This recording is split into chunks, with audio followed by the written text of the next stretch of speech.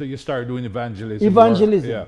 And when we go, many doors, the people slammed their doors on us because they knew Yes. that pastor was at the church, and then I come Right. after. But he had left, so I took over. So eventually, the church started to grow. It didn't just go. We were there for 13 years, Reverend Fred. 13. 13 years, I call it. 13 years hard labor. That's what I call it. Yes. 13 years hard labor and lots of experience. So when we went to that church, there was bills were left there. They weren't paying the rent, and it was just 5 of us. Right. You know. That's tough. So actually, what happened? I start looking around because it's no point you're getting say $50 in and spending $200. You're in the red. Yes. Yeah. So what I did, I went to the Malton Library in the Malton Community Center and spoke to the head librarian. They had a reading room, a section that people can go and read. A good sized room can hold maybe about 50 people. And I spoke to her and tell her who I was and that we have the church at Darcy, but I would like to use, if it's possible for me to use this place as on Sundays from 10 to 1 or whatever. And the lady said yes. Okay. Yes. So we were in a freebie. Yes. Good, we were in this annex of the library, free of charge, and it was glorious because people don't come to the library. They hear the music, they got saved. We start baptizing people and stuff. We go to other churches to baptize. While you were pastoring the Malton church, yeah. Before, after a while, it grew to how many membership? Yeah, you know what? We grew in that library to about, I would say about 50 people. Okay. And the librarian came one Sunday just to look to see what happened, what's going on. And when she came and when I looked at her face, I knew what that meant. It's time to go. Yes, you're maxed out the place. You gotta go. You gotta go. So we had to go back to Darcel. Right. But at that time now, we're able to pay, but because we had paid off the arrears that the Malcolms had left, that first church had left. So we went back there, and then now that's where the real journey began. We were there. We bought a bus. They had one older bus, then we bought a new bus. So we had 2 buses now. Then we bought a 45-seater. Oh, wow. So things start to happen. Yes. Yeah, it was a whole bus, but we went to Rexel and fill it and come back. So it's a whole bus, but a bus that was filled with people. Yes, exactly. So we had to go and get the people. Yes. And in the meantime, we knitted together. The small group knitted together with Brother Somerville, Sister Ventura, and then the church started growing. Then what happened is that people hear about us and they bring their baby to be dedicated, but they don't come to church because it's a school hall. And so we had some more people start joining us, and it grew. It grew until we had about 100 people. Wow, that is good. Yeah. Yes, or close to 100. And then we have $60,000 in the bank. Okay. Excellent. Yes, and we had 3 buses. Yes. So from that point, you start thinking about purchasing. Oh, did I? It's like you get pregnant. Yes. Like you get pregnant. I remember going over by Steele's near 27 in an area there. They had some units. I was just hungry to get a place because we were having lots of problems. Like the caretaker would come and turn off the light and turn it on when we were having service. He would taunt us. I remember once he came and parked his vehicle right in front of the door that people were supposed to come in. And I had a bad hair there that day. I had my guitar case in my hand. I came and I hit his car with my guitar case, and my wife had to come and apart us, and I had to preach. So I had to preach. Yes. And I come in this situation where my wife had to literally bring peace at the church door because I was so angry that he didn't have respect that we're paying and he's parking, and he gave us lots of trouble. Yeah. Oh, lots of trouble. I had to go to these meetings and stuff. And I just wanted to get out of there. And so we went to this place now, and it was a place looked like about 60 people or 70 people. And I invite overseer to come and look, because everything I do, I really respect my overseer. And And so I went with him, and he said, "Oh, bless God, Pastor, the Lord has been so good. You got a beautiful place and whatever." And my wife did not come in and even encourage me. She sat in the car. She didn't like the place. She sat in the car. She didn't like And it. while I was rejoicing, I said, she can sit in the car. I just get my new church here now because I was so hungry for a church. And she can sit as much as she wants. And myself and overseer went and we were rejoicing in the building. My wife said, "But you're too close to Pastor Douglas' church. Okay. It's too close." So no, I didn't care what she said. All I want is a building. It's a building, so now, yes. it was Easter, right? Mm-hmm. So guess what? Easter Sunday come, and we went to the church we were in is a lunchroom, a big lunchroom in the school, right? Yeah. It's a good size. Can hold maybe I would say about 200 people or so. So when I had the Easter service, you know what happened? It was full. Oh. And I said, "Thank you, Jesus." I didn't even think about it because I'm just thinking if I bought that place and I could see people fill the place and some people sitting in the parking lot in their cars, I was so happy that we did not do nothing in buying that place. So Wow. so sometimes Praise. it's good to listen to your wife. Yes, yes, yes. Two are better. Two Two ideas. heads are better, yeah. So that's how we start saving and putting our collective funds together. And we really had a good time. But don't think that in that 13 years it was fine. Was hard stuff. Yeah. Because what happened during that 13 years, just before something amazing happened to you, you always hit a pothole in your life. Mm-hmm. And sometimes some of these, what we think is a failure or one of our greatest tests, is something that is important us for our greatest adventure. Yeah. Because about a year and a half before we purchased, what happened was that no longer than that, there were 3 young men that came to the church, and we baptized 2 of them. And it's in this book, Right. Stronger Resilience. You can read about it. Yeah. And when these kids come to church, these kids were just on fire. They just loved the church and everything. And that's before we grew to the number that we were at. Right. And to make a long story short, I came in from work one evening, very tired, and I got a phone call. And the father, let me call him Mr. John, because I don't need to call Right. his name. Yeah. Mr. John said to me, "Pastor, I want you to come to my house right away." And it was so very urgent. So when I went to his house, I drove on the school bus because I used to drive on the school bus while on Sundays to pick up people on the way. So when I went to his house, I didn't park at his gate. I parked a block from his gate. I don't know why. And walk. When I went in his house, he told me the most horrific story. That his wife is involved in a witchcraft, and she has another lady that came from Jamaica, is working witchcraft with her, and what they're going to do to him, what they've been doing at the back of the house because there's a train line behind the house, and a whole lot of things, gruesome things. So I said to him, "Mr. John, why don't you book in a hotel, just like on Friday, book in a hotel just for the weekend until things calm down in the house." Calm down, yeah. He looked at me and said, "Pastor Wilson, my house is my castle. And no one's going to allow me to come." So I said, "Okay." As I was talking to him, the boy was rushing on me and said, "What is my father talking to you about?" I said, "Look, what your father is talking about is none of your business. But one, I'm telling you guys, obey your father and just try to work in harmony." So we hold hands together, 4 of us, in the living room like this. And I prayed, sing a song and prayed for them. So I went home. And the following morning, about 5, 6 o'clock, my phone rang. Calling.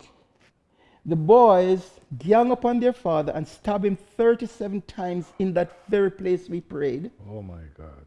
And the younger boy was downstairs in the bed. He heard the commotion that was going upstairs. The mother had left, said she's leaving because when she come back, he's not gonna be there, something like that. And so it was a traumatic experience for me. Yes. I went to the jail because I used to do jail ministry. When I went there, I could not see the boys because they were my, parishioners. And then they end up going to Kingston Pen anyway. But I went to the funeral. They Oh, cremated boy. his body and put in an urn and take it back to the house. And the pastor of the Presbyterian church that he said to me, Pastor Wilson, do you believe in witchcraft? And I said, yeah, witchcraft is real. Yes. These things happen. Yeah. So he was telling me that when he was in Taiwan and Korea, what the things that happened to him. So that was really a downer for me. And because of that experience as a young pastor, I got some attack from the enemy. I can't explain some of the things, but I had to see the doctor and was hospitalized Wow. because of the trauma. The trauma. So I yeah. was hospitalized for 9 months. I was on my back. Wow. And my workplace, Boulevard Watch Company, paid 70% of my wages, That's good. you know, while I was ill. But I can't explain the details of things. I have the record of what the doctor said in my files because he just passed away. Just So it last wasn't week. easy for you Wasn't easy. in pastoring. It was not easy because the thing is, you know, as a leader, you have to expect that you're going to get challenges. Yeah. But in the middle of your challenges, you have to depend on God. God, yes. Because if it was not for God, I would not be sitting here. You became the regional overseer Yes. at one point, which is a tremendous blessing Yes. to hold that position. Right. What was it like to be a Okay, regional overseer? to be the overseer, as a matter of fact, you must realize that I was a youth board member for many years. Worked with the youth board. And then I was evangelism director for many years. I had 8 churches, including Praise Cathedral, which was then Yes. Earl Mills. Yes. You see? So I had 8 churches, right? Right. So I passed, you didn't ask me about, we bought the church, but that's a story for another time. We had bought the church and we're expanding, so we're expanding very large. So I work with Pastor Blake as his evangelism director. While I had my church that was growing then, and I had a Right. big church, plus I was on boards. So let's just go back a little bit, Yes. and we're going to sort of wind up very soon. Yes. But let us go back to Transition from you. school to You pastored Yes. the Malton Church. Yes. It grew tremendously because Yes, I yes. remember Yes.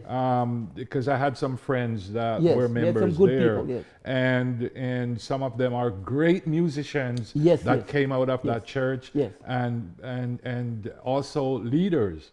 Yes.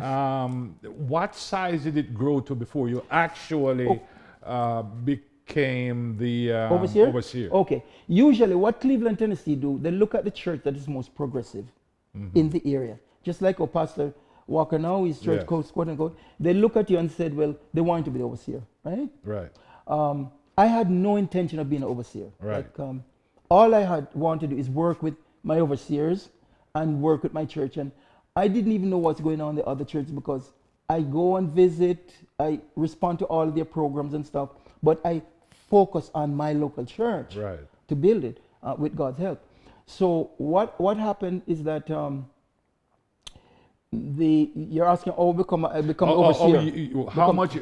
What's the membership Okay, position? the membership, you know something? Before they you- always yeah. say that a pastor, when it comes to their membership, always lies, and I don't want to lie, because a pastor will have like 300 people in the church, and he will see in his mind is 400, right? Right. So I'm going to build, I would say 350. You know what? Don't. I would say Okay. about 350. 350. I'm bringing it down. On About 350. on a regular Sunday morning. Yeah. I'm sure you're Yes, yes. having more than that. Yes, but I don't want to say I'm having more than I have. But we always full. Church is always full. Always full. Always so full. you're looking at maybe 450 on Well, a I regular don't- Sunday morning. Yes, I would say 350 and up. 350 and Yeah, up. yes. Okay. Yeah, That's a big size Yeah, church. but we grew. Yes, We grew. yes. And we did a lot of things like food bank, radio station. We have choirs that go to radio stations. Nursing home. We train people for nurse. So we were not just in the 4 walls. We were always penetrating our community, Right. doing things in the community. So that. Now let's move on now Yes. to the regional position. Okay, Yeah. the regional position. What happened was that I was in my office one day when I got a call from Cleveland. And Brother Maguire said, Brother Wilson, how are you doing and everything? I said, fine, and because I know all of them. And so he said, I'd like to have a meeting with you, right? Pastor Blake didn't speak to me. Nobody didn't speak to me about this. It's Reverend Maguire from the States. From the States, right? all you, yeah. Yes. And so he came here, and we went, I think it's a hotel room or somewhere, and he was speaking with me and said, Brother Wilson, we're thinking, Brother Blake, time's up, and we're thinking of you to be the overseer of Ontario. And what do I think? He asked me something like, what do you see could be done so the church can grow?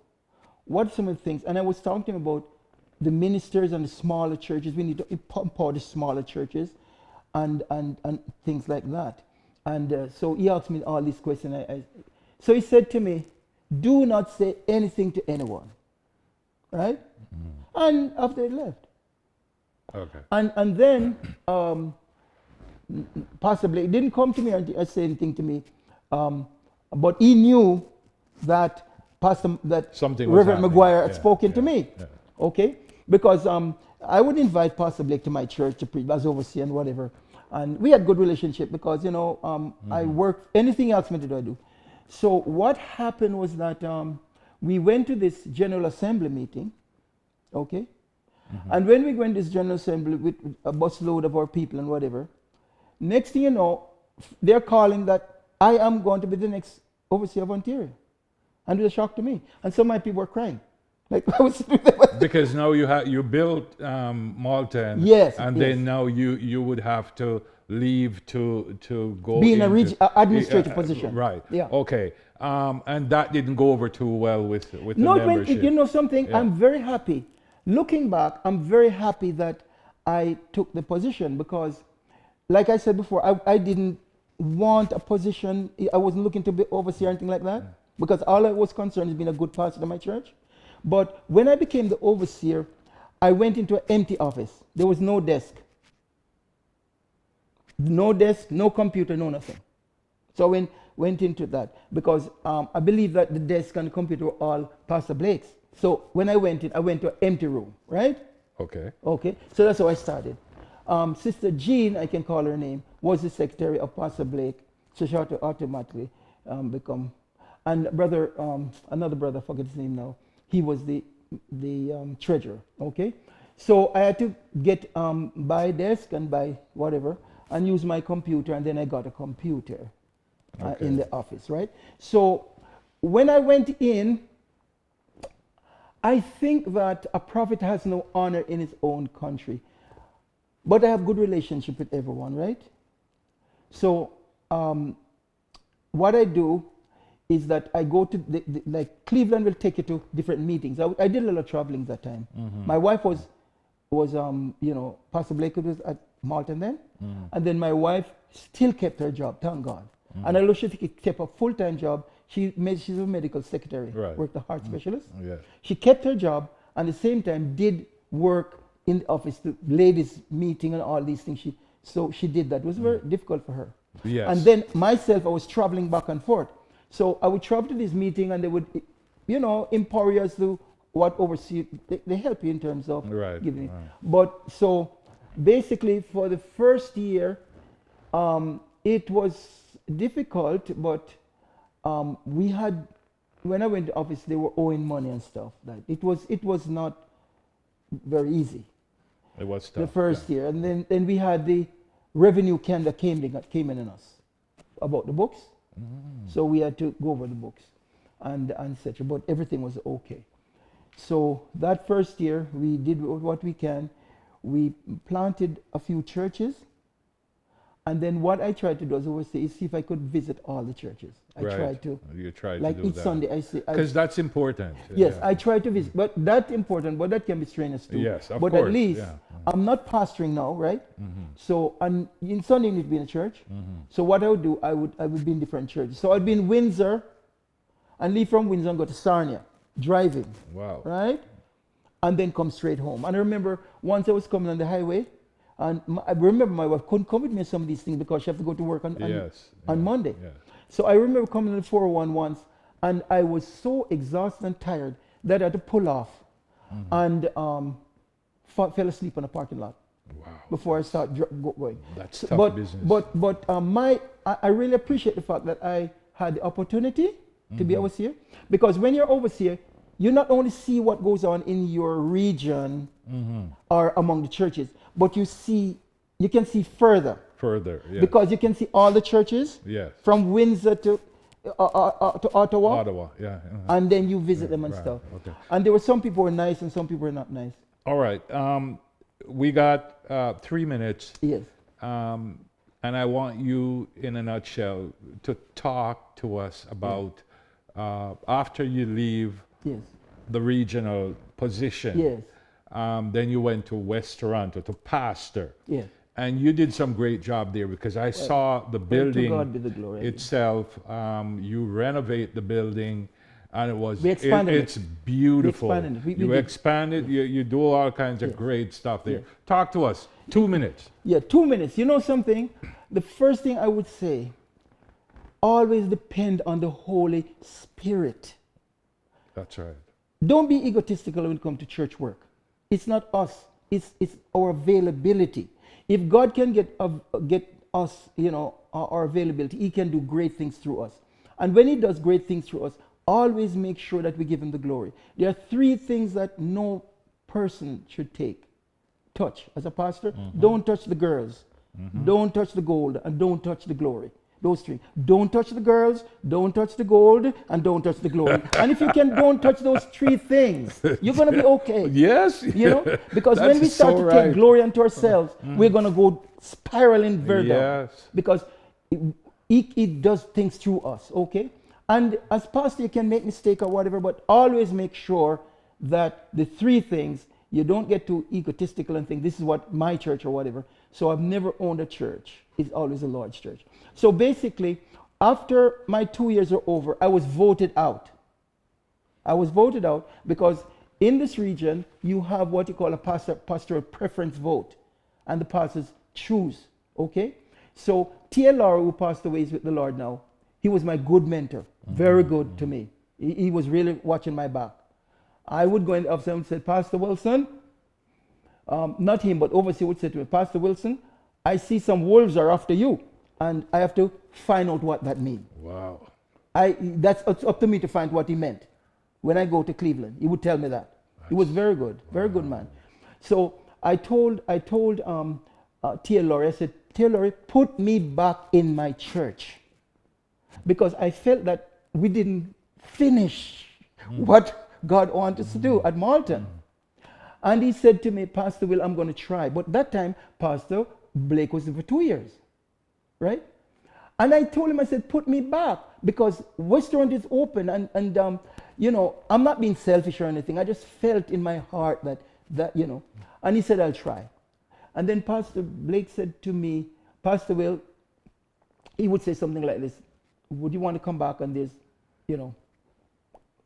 like there are bills to be paid or whatever, they're, I won't get any further with that. But he came back to me and said, he tried. Then my wife said to me, Huel, where is Pastor Blake going to go? They've been there for 2 years, right? And kind of they're uncle down there.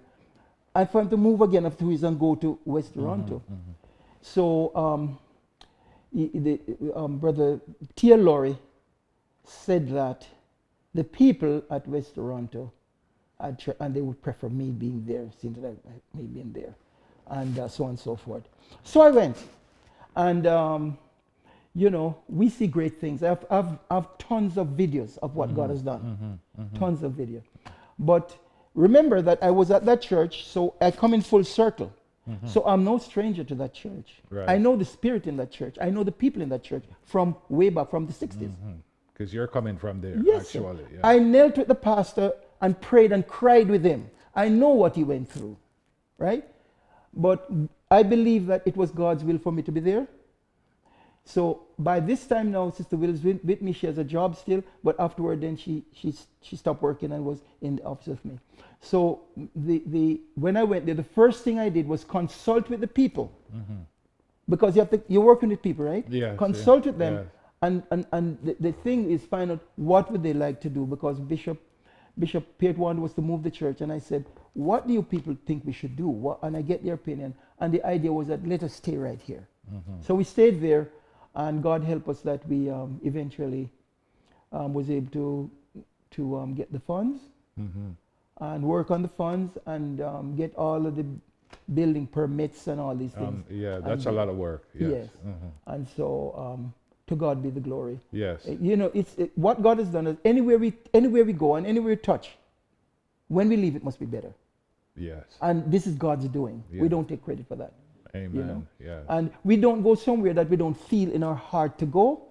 We pray and ask God for direction. That's right. And anything you do, you must enjoy what you're doing. Yeah. And if you're doing something and you're not enjoying it, don't do it. Don't do it. Don't Yes, do it. Exactly. Because if you're preaching, you should be enjoying your preaching or Yeah. singing.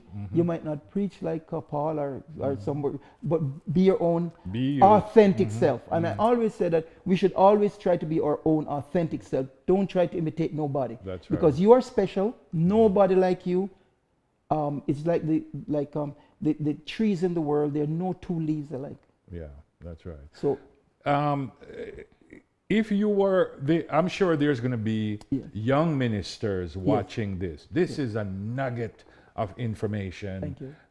That young ministers would love. Yeah, thank you. Some of them probably at this time going through a lot of stuff in Oh, their yes. lives because of what's happening with COVID and everything. Yeah. What word of encouragement would you have for somebody who Yes. is I struggling? say to young ministers, old ministers, middle-aged ministers, stay on your knees. Pray. That's right. Pray. You can't pray too much. Pray is one thing, you can't do too much. But you can pray less. You can pray less, but you can't pray more. I I put that out. Pray. Pray. Prepare yourself. Always be in a mode of preparation. That whenever a door open, you prepare for it. Because God is going to open the door for you, right? So you prepare, you pray, you prepare, and be your authentic self.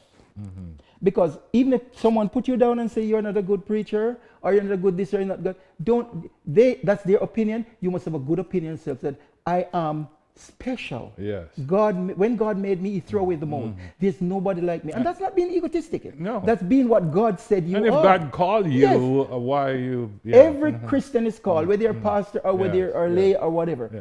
Every individuals are special, and we never put ourselves down because we're color or class or education, nothing. Know that you are special. So the big question is, with your speciality, what contribution are you going to make to your world? And when you leave the world, is anyone going to miss you? Or anyone going to sad that you left? Yeah. Or are they going to be happy that you left? Thank you very much, Bishop Wilson, for coming in. What a great time we had just now. Yes, I enjoy it. And Thank you. I'll come back again. Yes. I know that we're going to work together. I Yes, believe I that. will I just support you. feel that Yes. that we're going to be working together, and you're going to come back. Yes. Thank you very much, everybody. This is it. Thank you for tuning in, and there's more to come. Stay tuned.